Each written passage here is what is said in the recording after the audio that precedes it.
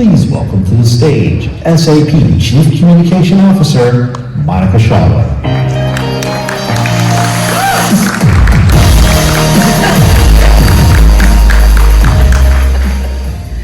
Good morning and welcome to our post-keynote Q&A here in Orlando. Thank you very much for joining us here in the room, and of course, thank you everyone for joining us virtually. I really hope you had the opportunity to listen into our keynote today and hear about our exciting news. If you haven't, the format today is really designed for you to ask questions. And with that, let's not waste too much time. Housekeeping rules, we are going to live stream the session as always. We are of course on the record and you will have the opportunity to ask questions in a second. But before that, let's welcome today's panelists here on stage. Let me kick it off with our CEO and Chairman of the Executive Board, Klein.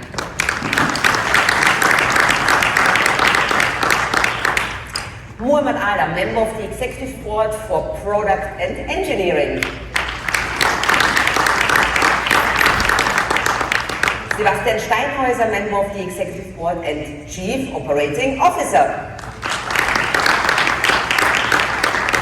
And last, but of course not least, Philipp Herzig, CTO and extended board member.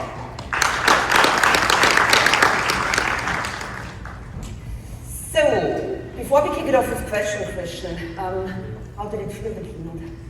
I mean, first, let me clearly say a big thanks. I mean, here, the three colleagues stand for a whole team who actually worked day and night, and we had people who didn't see their families for 3 weeks, because once we knew what to do and what to announce today, and this is what we landed today is hard work, and really, Muhammad, Philip, Sebastian, many thanks. And yeah, the keynote felt well. I hope the message resonated. I feel clearly we got along why SAP can be a winner in AI. And I hope also the new SAP came across. So basically for everyone who hasn't had a chance to watch in... What? Yes. Maybe somebody was sleeping somewhere around. So what are the three, oh God, you will not manage to do that, what are the three most exciting moments for you? Let me keep it short to allow also to answer questions here to the team. First, we talked about the brain of every company, and obviously this is what we want to leverage now.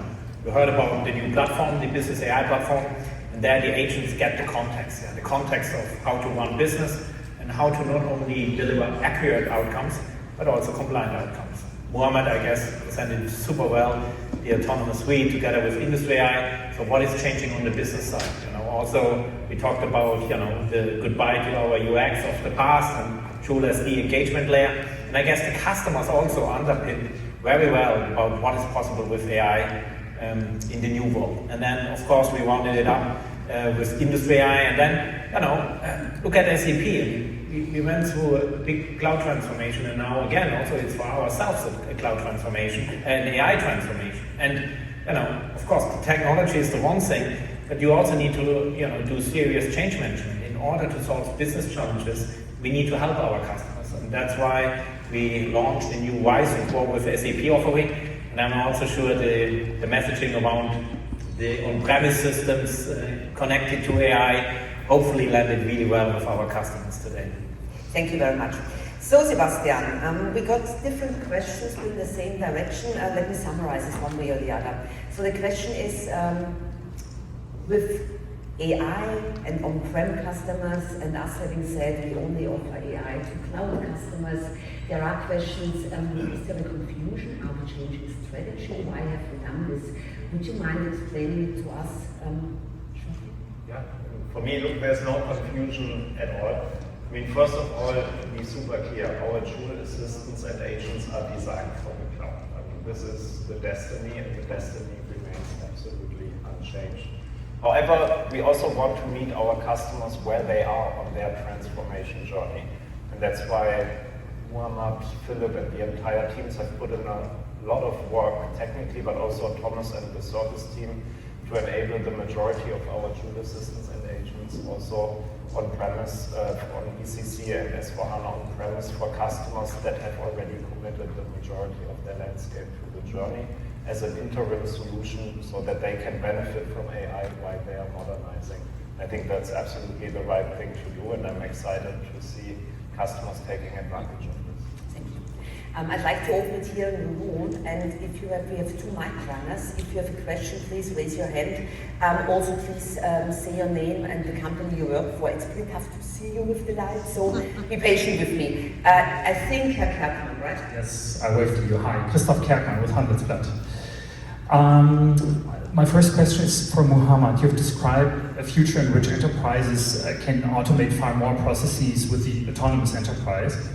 But I think many customers have already experienced gaps between the demos that you can see on stage and the reality in their companies. So what makes you optimistic that you can really deliver the results, and have you any data points to support this? And what are the main obstacles that you see in companies? And a question for Sebastian and Christian. I mean, there has been some M&A activity recently in the past few weeks. Give us some more color on whether you're planning more deals and in which areas. Thank you. Yeah, no, thank you for the question, Chris. I mean, I think it's a very important question, right? Because there's a lot of feedback around our, particularly Joule, what's in the market today and the gaps that are there. But I think that's the thing that hopefully showed well in the keynote today, that we started with the platform because we had to go build that, and this is the platform that we built the autonomous suite natively on. But obviously, we feel really good about the innovation payload that we just talked about, and on most, if not all of them, they're in beta now that we're working with customers and partners. And I think there's a slide that Philip showed as well, where hundreds of partner developers have actually experienced it. The demo that was done was also not by SAP, it was with a partner. On the real product truth that was there. And then we built the agents on top of it. And then the customer stories that we shared aren't stories that we made up effectively, right? These are stories and customers working with us on the early release of the product as well. So what we feel really proud about of the product truth that we talked about in the keynote is beginning June, it's going to be in early access, which effectively for us is general available bits, if you will. We just want to continue to learn as much as we can with now a broader set of customers before we officially declare GA. But there's nothing that we showed you today, unless we explicitly called it out, that isn't ready to be in the hands of the customer. Now, it is fair to say that there isn't public knowledge about the new Joule Studio 2.0, what we're doing with the new Joule spaces and the new conversation layer with the claw-based harness, if you will, in the autonomous suite. So the feedback that's there now, at least in the public domain, is based on obviously what customers know. But from here on out, as Christian pointed out, we're going to go really aggressively with our customers to make sure they can try and scale out, getting their hands on the keyboard. Because one customer sort of told me this a couple of weeks ago, which I think is the mindset that as SAP we're operating in. And when we talked about our financial close assistant that hopefully all of you saw in the demo, and we said, hey, this is something here that we can go and deploy with you. And the customer response was, well, is it really there? Or because if it's in 3 months out, I'm just going to go build it myself. So that's the sense of urgency that this new SAP that Christian talks about, we're all working with towards. And that's why what we didn't want to go do is get on stage and say, hey, this is coming in Q4, or this is coming in H1 of 2027. Hopefully you saw none of that in the keynote. All of these things are things, and the customer stories that you saw are what we're working with now on the platform that we just outlined in harmony to you guys. And I'll hand it over to Christian. Yeah, look, and I mean, very important, tomorrow comes part 2, and I guess Thomas will show how we also now bringing AI to life on the customer side. Because truth to be told, these teams here did a fantastic job. But also, as we said, you need change management. You need to go with salespeople to the customer and write code and prototype. So with H&M, this was extremely intense until we convinced them to go on the RISE journey because of the stories we showed today on stage, and they are real. But we needed retail consultants, we needed AI developers to bring this to life.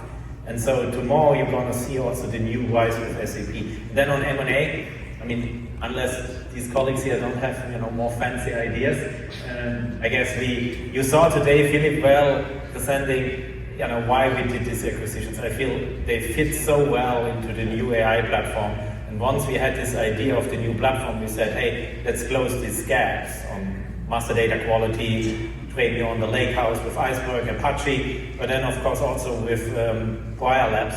And so I guess no, for now it's good, and we don't need to do any M&A to accelerate revenue. We have seen our Q1 results. I believe for people claiming that software is dead, they are really remarkable. And I guess today you saw there is a brain in the industry, and this brain is not going to die. Thank you. Philip, I'm going to be with you in a second. I have a question here, but I think I had one question here in the second row. Hi, Narda Lopez Research, thank you. You've done a lot of work on the AI platform and the contextualized part of that, and you've had acquisitions. When you're talking to customers, or when you're thinking strategically about how you're going to advance the contextualize and reason portion of that pillar, what are the things that you feel you have to deliver over the next year to give your customers a best-in-class contextual data experience? I can start. I think, listen, there was this slide that we used for those who saw the keynote, right, that said there's a public LLM, and those are getting smarter every day, right? We use the best of what's out there. And then there's the context that SAP provides. Remember, this third circle that says your company context. So in this middle one, we continue to sort of put our knowledge graph and deep understanding of our the knowledge graph does have the semantical model, the richness, the authorization into, on top of what the public model is, the process knowledge part of it is out there as well. We've also now talked about Rapid 1.5 as well as our intent to acquire Cohere Labs. This continues to sort of make the middle layer much, much stronger together with the public LLM. The third thing that we're going to continue to build on, and some of this you're going to see over the course of the year, is the knowledge graph that we have is, of course, the canonical knowledge graph of our products as well. What we want to make sure is most of our applications customers extend as well. So it needs to, by default, out of the box, understand the customer knowledge graph that has been extended, added to with the partner solutions on top of it.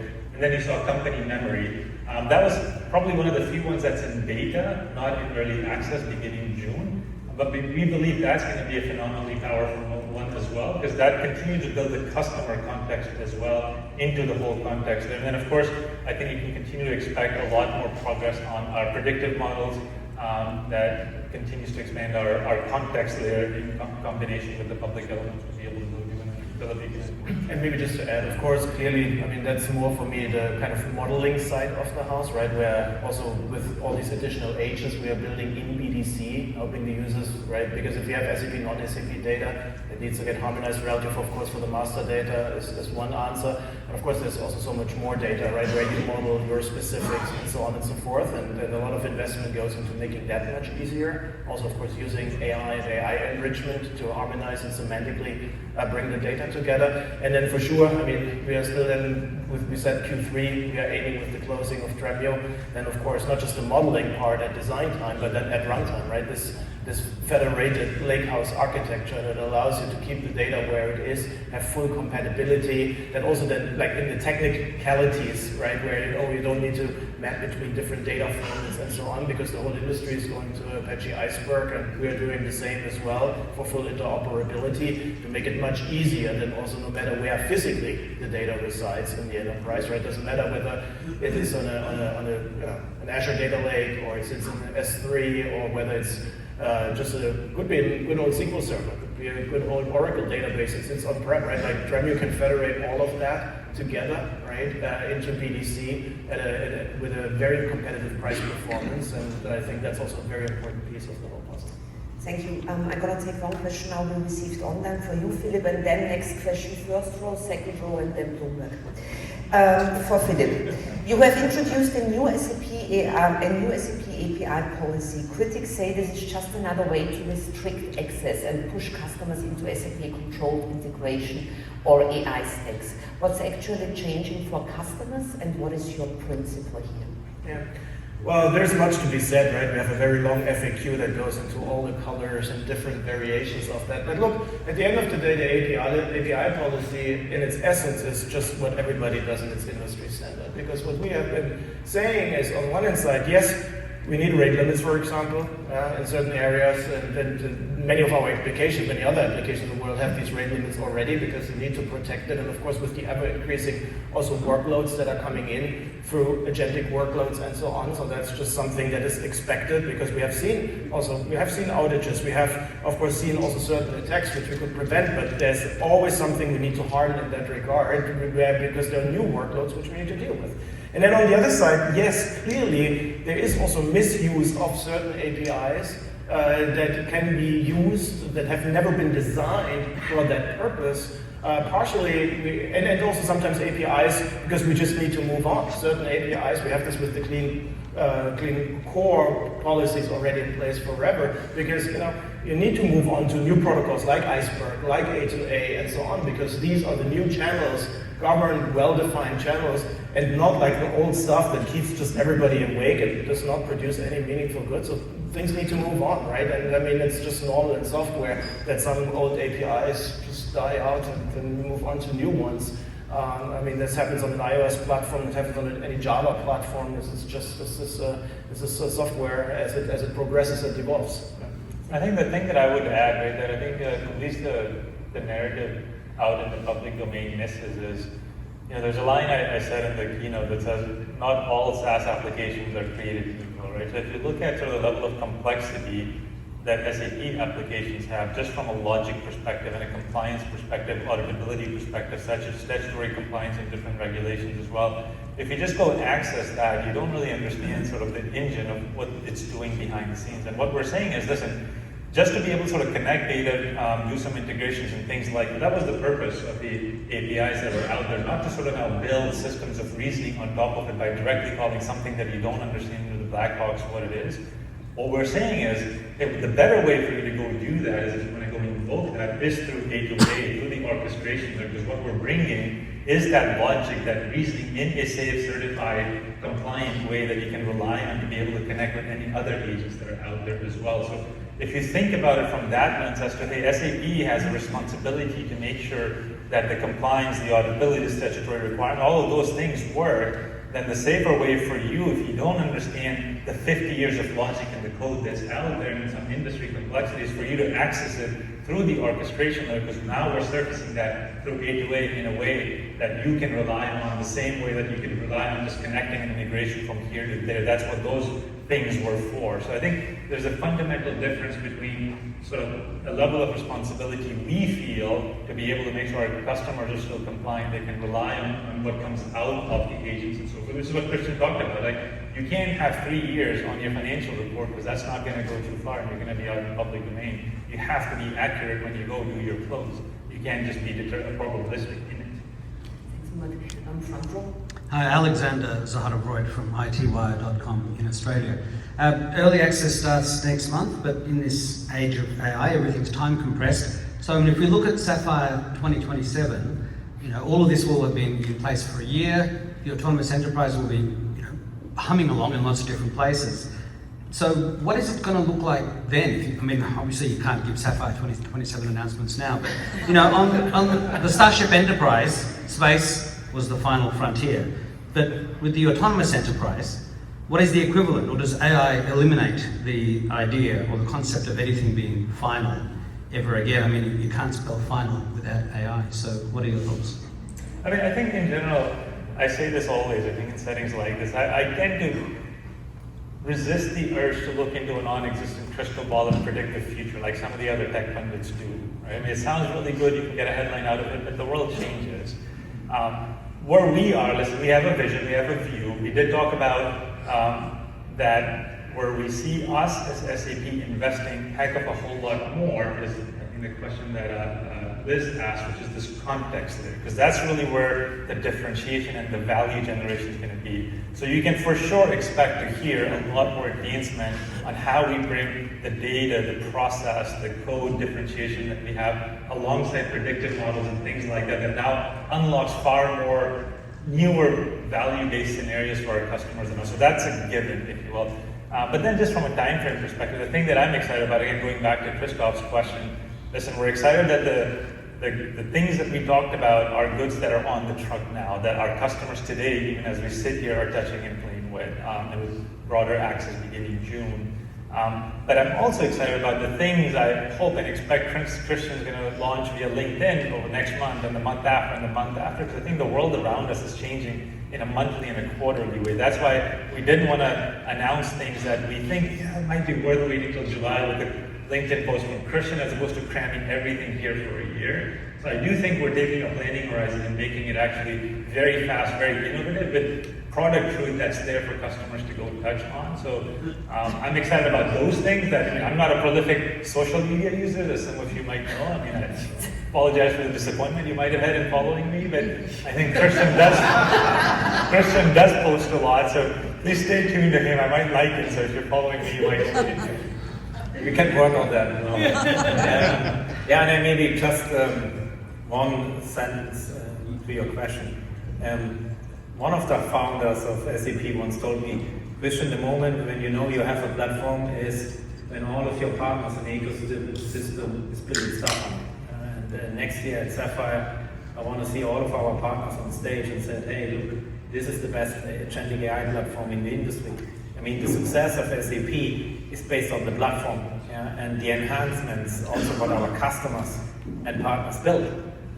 Past time we called it customizations, now we don't like them so much more in the cloud world, but now with AI actually we want to make this platform the leading platform in the industry, full stop. I can belabor this last for a second more, for a minute more.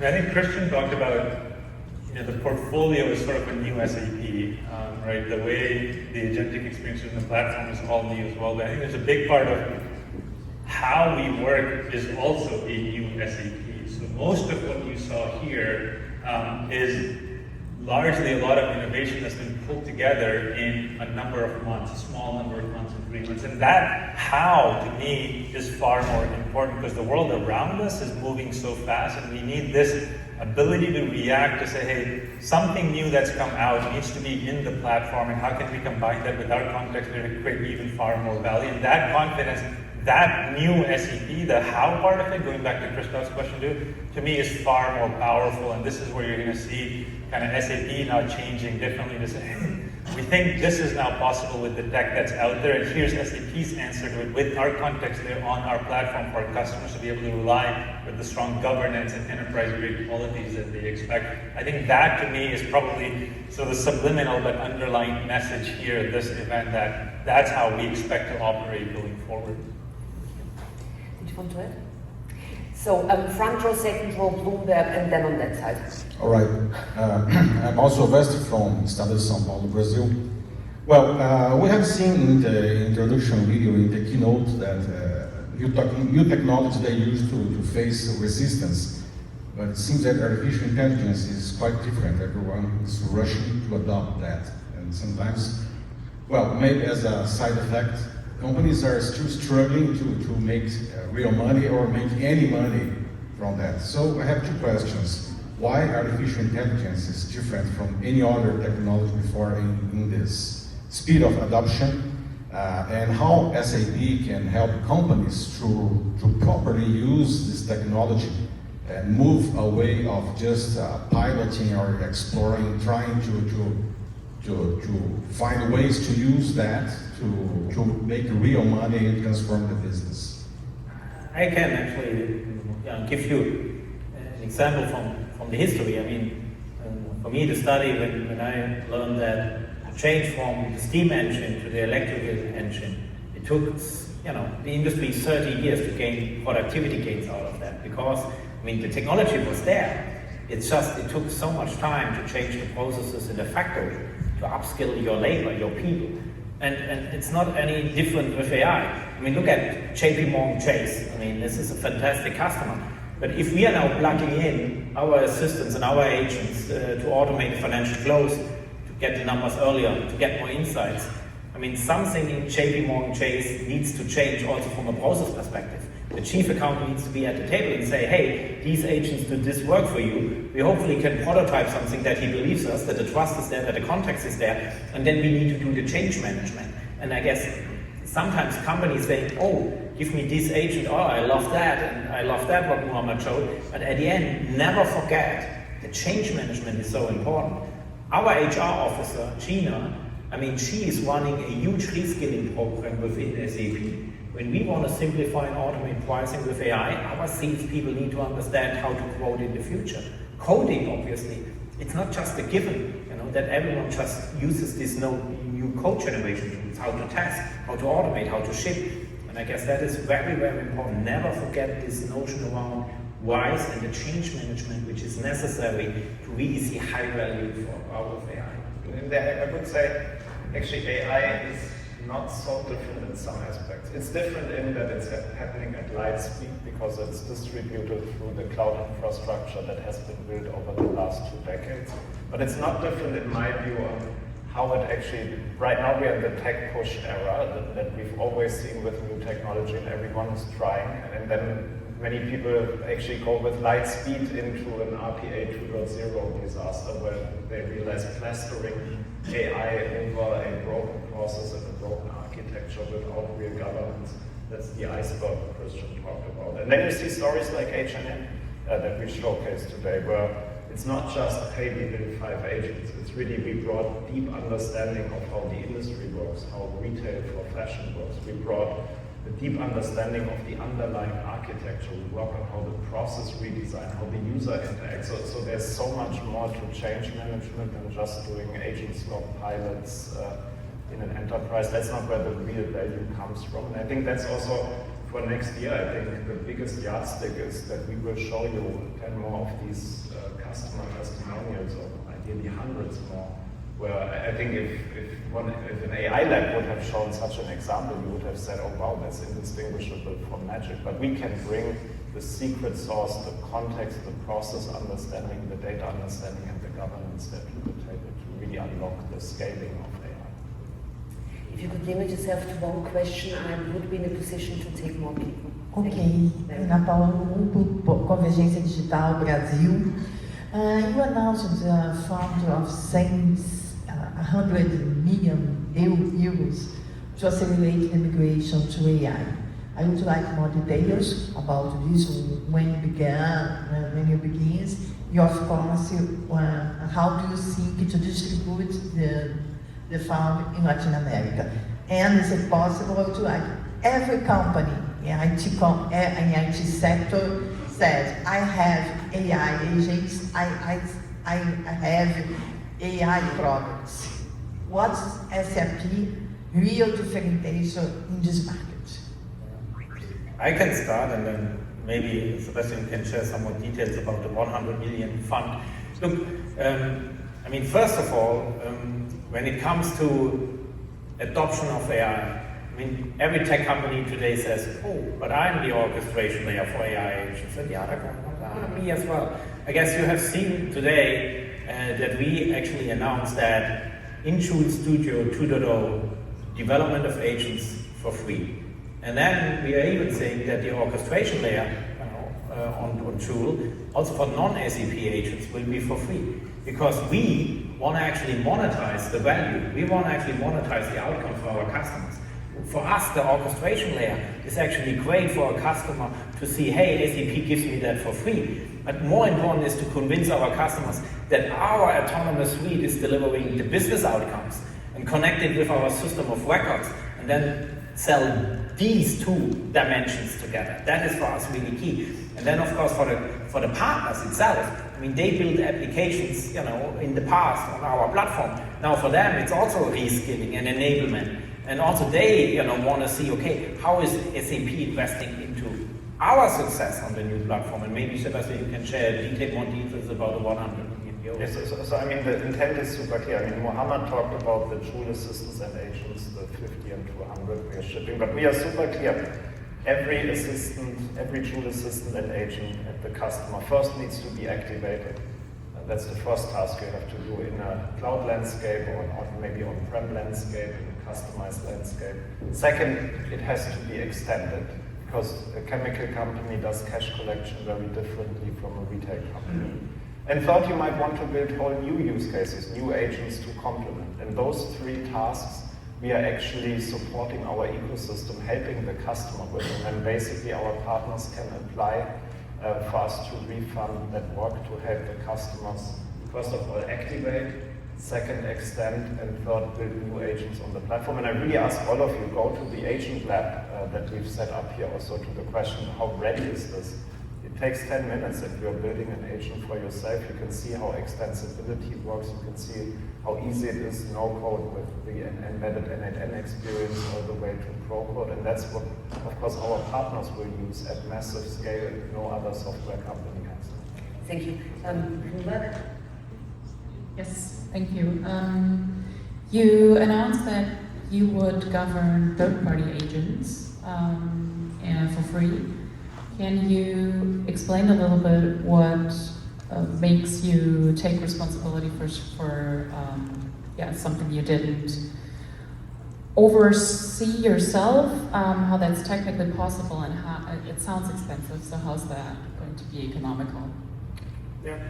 So first of all, the discovery is for free. I mean, we manage up to 500 agents for free, no matter whether it's SAP, non-SAP agents. And of course, at the end of the day, we're really just providing the platform and the capabilities, right? At the end of the day, it's the customer who needs to define what their controls are, right? I mean, in different countries in the world, different regulations also with respect to AI ethics, for example, with respect to data privacy and so on. And then it's a very fragmented landscape also from a policy-making perspective, right? So customers then, of course, have a tool, that is what we provide, that they can introduce that. And then, of course, we are making sure within the platform, and of course, all our launch partners, because the world clearly, again, that's why we introduced also API, I mean, it's all connected somehow, right? The A to A, because with A to A, we are able then to say, are they actually following these guardrails? Do they provide the right telemetry, what they're doing, what is the access control, and so on and so forth,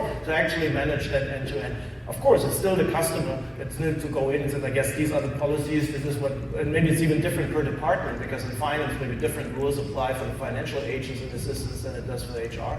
And what we really want to provide is a comprehensive way from end to end, discovering these agents and then govern them through with all the capabilities that we have shown through AI Agent. Isaac Sokolic from Star CIO, CIO.com, and InfoWorld. I'm wondering, can you go a little bit deeper into Studio 2.0 and tell us some of the differentiating capabilities that CIOs are going to want to build their agents on your platform? They're seeing fabrics everywhere. They're seeing MCP everywhere. They're also seeing a lot of experimentation and POCs not making it into production. So what's in 2.0 that's going to excite them? Yeah. Now let me just start, and maybe what you can also add. Look, at the end of the day, let's first of all, what's not differentiating, right?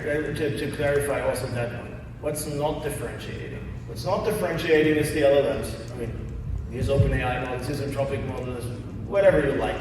Yeah. And of course, what's also not differentiating is the coding assistant you've got to use, right? I mean, you can use Mono as the orchestrator. You can use Claude Code, Codec. Who cares, right? Use the tool you like. That's non-differentiating. They're all amazing, and they do. And different people have different preferences for different things. What we really focus on is everything that comes on top that is kind of the defining factor as to what stays in POC or is very likely to stay in POC versus what hits production really adds value.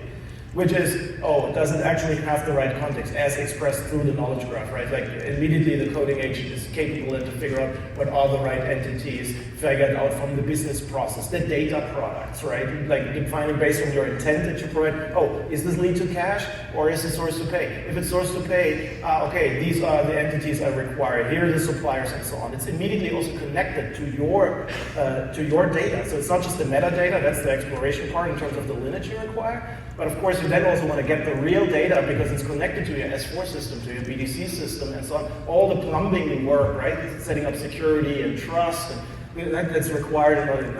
All of that is already done. It comes out of the box. We call this SAP Managed.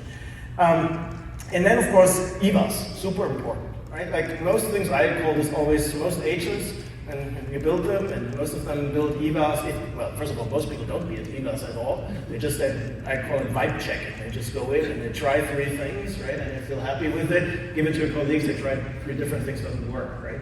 So there's no system, no engineered approach behind that. Then what at least better people do is they create synthetic EVAs. But they're also only that good, right?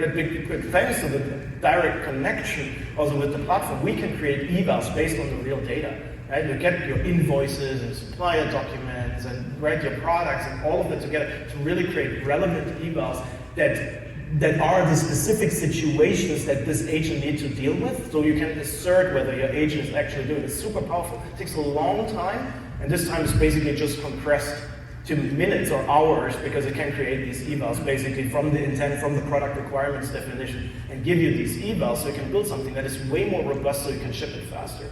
Like, and all these methods combined, right, this is what we refer to brings you to the outcome 10x faster. The tools are the same, right, the models are the same, the coding assistants are the same, but with all the things, the plumbing, the security, the data privacy, the context, with process, with data, that is what makes it very differentiated.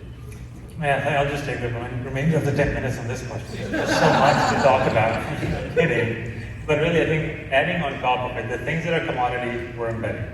Not just the public LLMs, N8N, you're going to see more of those as well. So communities are moving towards an experience that they think is great. We're going to bring that in, but that's just an experience overlay on top of it.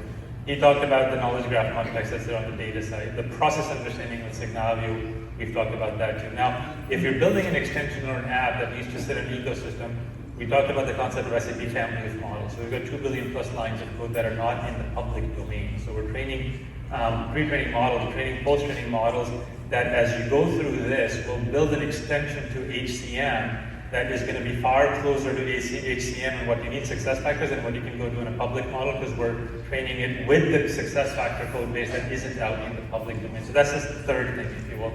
The fourth thing for me, and I think I'll keep it short because we keep going, is really the governance part of it. Right? I think we talked about the question that I was trying to find who asked the question, and I missed half of the question. The governance layer that we built, I think, is amazing because you get that for any SAP agent without having to go do anything. And then, of course, if you need to bring on SAP agents, there's 500 and others, and that gives you the agent mining part that helps you understand how it's being executed. Because the process models that customers have today is not going to be the process model in the post-agentic world that's going to exist. So you need information as to how the agent's executing for you to be able to redefine your org and your processes, as Christian talked about. Like, all of that governance there's just there that you can trust on.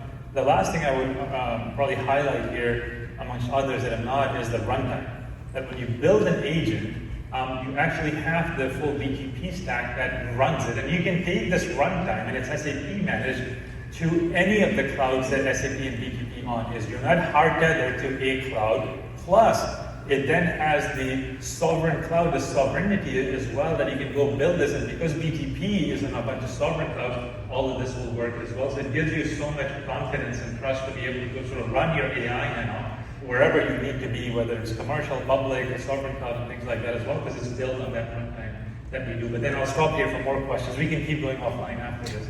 I'm excited about that question, as you can tell. We spent a lot of energy on it. Next question, long question, please. Only 7 minutes. Okay, short answer. If ERP is the brain of the enterprise, then CX is arguably the heart for many organizations. I'm going to turn around and smack either Holger or Maribel. I don't know who said it was Holger. It was Holger, of course. Sorry. CRM. You happy now? Okay. So, what is your expectation for not only the autonomous CX suite for the business, but also from a data perspective? You're now opening up the fire hose for that high fidelity signal that's going to come into the system. How does that start to change as we bring more of those CX tools in, especially in the newly architected CX tools that you guys have? What's the opportunity? Where's the expectation? And where's the pressure? Yeah. I mean, I can get started. I mean, we have a very large Swiss retailer who wants CX or Volga CM with SAP, and we are SAP's brain. The ERP is orchestrating the whole logistics, coming from the demand planning from the front office, going into the fulfillment engine, and now we are actually entering AI, and what we are building also with RPT 1.0 in the future with 1.5 is actually that we are doing demand signaling across all the channels of these retailers, And then actually, like we always said in the past, okay, SAP can connect the front with the back office. Now the agents talk to each other. There is a demand signaling agent at the front, and then there's another agent, sorting out the inventory and optimizing the inventory and making sure the procurement agent is connected to that so that the retailer is not running out of stock. Next to it is the pricing agent. This is at the borderline of the front and the back office. And this is the scenario which we are working on. And there you can see, the old story is actually also valid in the new world with AI, because the agents will talk to each other and seamlessly harmonize processes which need to run across to give this retailer a real advantage in their market. Yeah, I think I'll only add to this. Take a minute, because this one's also a pretty interesting question. Like, if you go back to the statement that not all SaaS applications are created equal, right? To me, there's a very clear thesis that front office SaaS applications that live in the CRM world are probably slightly more prone to disruption in the agentic world, where you can go build what you need to go do, and we're seeing that play out. This chasm between front office and back office was created by us in the tech industry a couple of decades ago. Right now, with the agentic layer on top, we now, as SAP, have this phenomenal opportunity to create a set of experiences with our presence in the mid office and the back office and the supply chain side to really supercharge connected experiences. And that's what you see at H&M. So for us, I think the opportunity we're going against very aggressively is in the front office, in the CRM space, to say, hey, we can build like sales, service, marketing experiences now deeply aware and connected to the mid and the back office to be able to now create value that wasn't possible before, outside of doing like phenomenally complex integration across systems. And an example of this is industry AI. So the two biggest sort of workflows that we're going after in industry AI, categorically speaking, is one on the supply chain side, because there's massive potential there. But the other, where there's massive potential, is all this front office domain, because that really hits the top line. So things like last mile distribution, revenue growth management, what H&M said, you're going to see us now continue to have these examples and stories in the front office that really changes how front office works massively, because we believe we actually have a pretty natural right to be able to expand to the front office as opposed to what you could do from front office coming to the back office. I feel like it's actually an opportunity we're going to go unlock massively as SAP. Thank you. So, and the final question we are going to take today on the left side. Thank you for the opportunity, Navita from IDC. I was curious, do you think that RPD 1.5 going forward is going to be one of your biggest differentiators, apart from all the historic strengths that you have, because it's a relational business process transformer model and you are focusing on regulated industries? Do you believe that Joule is really the interface and RPT is really the intelligence layer behind that? And on your roadmap, do you plan to bring out industry-specific versions of RPT 1.5? Yeah, I can quickly start. I built in my life so many financial modules where I needed an army of data scientists to help me to harmonize data. When we acquired a company, sometimes the company made a mistake to run Salesforce, and then always this data matching, and then my machine learning modules didn't work. And then when Philip showed me RPT 1.0, and for the Swiss retailer we put the data in, and I saw that the accuracy was actually better, the data was not even curated, and there was no data scientist. I said, my God, cool. And if our agents now can perform these predictions on the fly, this is huge. That's why I was totally convinced when the two gentlemen came and said we need to acquire another company, and because I said, yes, this is absolutely the future and can simplify a lot of things, and not only simplify, but it really changes the game how you can steer a company. I think Philip called it predictions on the fly on the keynote. This prediction as a service thing is real. And I think, of course, in the knowledge graph, we have two kinds of data assets, right? One is the shape of the data, which is a knowledge graph, right? That sort of comes from. The other is the data itself, where we have tens of thousands of permissions and consent from customers to be able to go train models like this. And then being able to make this prediction as a service a core function of a conversational interface, the agents that are running, as well as an embedded capabilities, is absolutely going to be a big area that we're going to continue to put a lot more muscle in. But then I'll let Philip add anything else. Not much to add. The short answer is yes. Are there industry-specific models later? Is that on the roadmap? Industry-specific.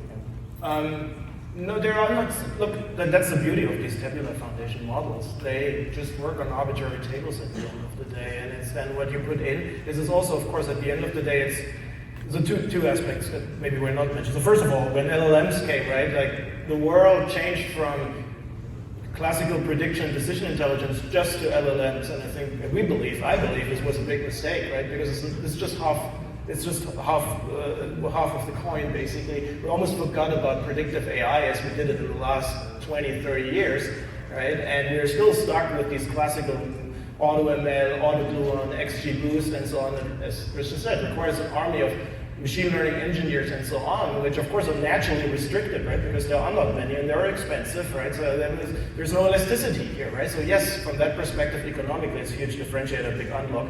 But I also will say, clearly, it's not just the models, because again, also to these tabular foundation models, the same principle like for LLMs apply, garbage in, garbage out. If the data is not really well done and not harmonized, so with all our investments we do with BDC, with the data product, with Reltune and Dremio and so on, I mean, that together is then the big differentiator. It's always data and AI, not just the AI itself. We're very proud, of course, of our relational pre-trained transformers models, which are very generic, right? Because you can do really retail, you can, even some people started now using it for financial trading and forecasting, right? Stock prices and stuff like that. And it's very universal. But of course, you need to put in the right data. And if that data is not harmonized, so that piece, of course, continues to be a big part of the equation as well. I think if I may just, I don't want to cover out of time. Can I have 30 seconds on the specific industry? But I think Sebastian talked about it as well. I think to me, the one thing that we're highlighting with industry AI is the fact that we already have a lot of industry solutions that we're building industry AI on top of. So what we have, which others don't, is we can argue a by industry and ontology layer that truly understands how oil and gas works, how consumer products work, how pharma works as well. Now, what you can expect us to go do is in certain industries, there's sort of IT data and OT data. How do you sort of expand to that? So what you should expect from us is that at the ontology, at the knowledge graph, at the metadata level, we're going to continue to double down on by industry because we need to go build industry AI. But the answer for Philip is right. The way the models work, as long as you have the right ontology and the right data, it's actually pretty indiscriminate. So the short answer for industry is absolutely yes. But the beauty of the model is it works on indiscriminately what the data is. But we clearly want to be in the space where we have this, I don't want to call it ownership, but this sort of expertise on industry ontology, the metadata, the knowledge graph that's out there, and then continue to expand that in the solutions for that industry that we don't have. Yeah, thank you very much. I'm sorry we ran out of time. We couldn't answer all your questions. For more questions, please reach out to Shirley and her team, to the Global Media Validation team, to myself. A big thank you to my 4 colleagues for having joined me. Don't miss out on the customer keynote tomorrow. Don't miss out on the opportunity to see a lot of exciting customer stories general, and of course the celebrity keynote tomorrow. With Roger Federer, who is into tennis. Thank you very much for joining us. Thank you.